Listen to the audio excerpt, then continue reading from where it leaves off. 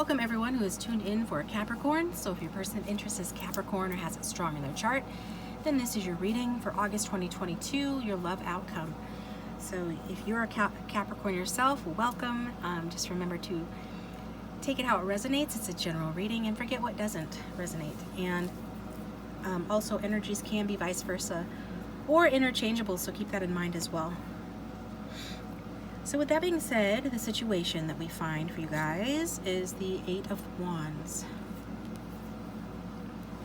So this is fire sign energy, but regardless of gender and signs, this is a lot of fast-moving, passionate energy, and I feel like this is your Capricorn and this is you, or the relationship. Something in here is coming hard and fast at this person, and they're not always the most adaptive individuals.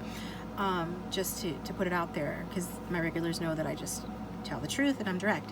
That being said, though, what can we take from this also is that this could be a whirlwind romance. Like one or both of you can be extremely busy, so it can be like a whirlwind in a bad sense, in terms of like you guys are really busy with work or projects or something else, other people even. That's what the Eight of Wands means. It's like a hectic energy. So one or both of you can be extremely busy, but it can also show like things move really fast or have moved really fast in the connection. So it looks like things are moving really fast here. I just can't get past the fact that I feel like somebody who's watching is like really determined. They're just really determined to get action in the situation clearly. So either that's you or your Capricorn that you're dealing with.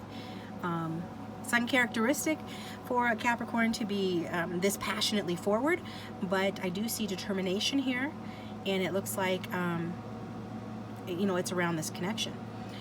So what is the outcome or big message from Spirit? Spirit wants you to know. For the viewer here, we've got the King of Cups in reverse. This is Neil Young. The song is Harvest Moon.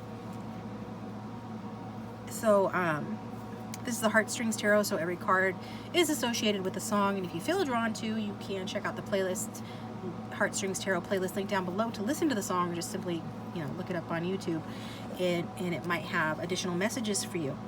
So I believe the Eight of Wands represents the song The Letter by Joe Cocker. Joe Cocker. So it's basically a song about my baby's coming home. Man, she wrote me a letter. So you could be receiving communication from this person. Okay, some sort of passionate movement is happening. With that being said, though, the King of Cups is here and he's in reverse. So what that's saying is there's some questionable intentions here at play. King of Cups in reverse. He's tricky. He's moody.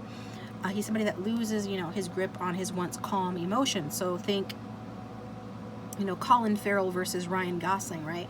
I don't know much about Colin Farrell. Does he still make movies? I was never really into him, and he is not technically a water sign. He might have a strong in his chart, don't know. Technically, he's a Gemini. He was known for being like a Lothario or like a Playboy or something like that. So when you see the King of Cups in reverse, that's the question, is like, is this a Colin Farrell type or a Ryan Gosling type? Because Ryan Gosling, isn't he like married and happily married and been like the same person? He doesn't have a reputation like that. So that's what we're having to determine here. Somebody's energy, most likely your person, the person that you're watching for. We have to determine their intentions. So yeah, that is the question. There's questionable intentions when the King of Cups comes out in his lower vibrational version, which is what we're seeing here when he's in reverse. King of Cups essentially is like somebody that, you know, when he's in the upright, he's like the bad boy that grows up and becomes an outstanding partner, you know. But when he's in reverse, it's like this is somebody that instead of doing that, you know, he just becomes like an aging playboy that is very charming, but ultimately he's disappointing, and he disappoints a lot of women, you know what I mean? He goes through women, like he's that type.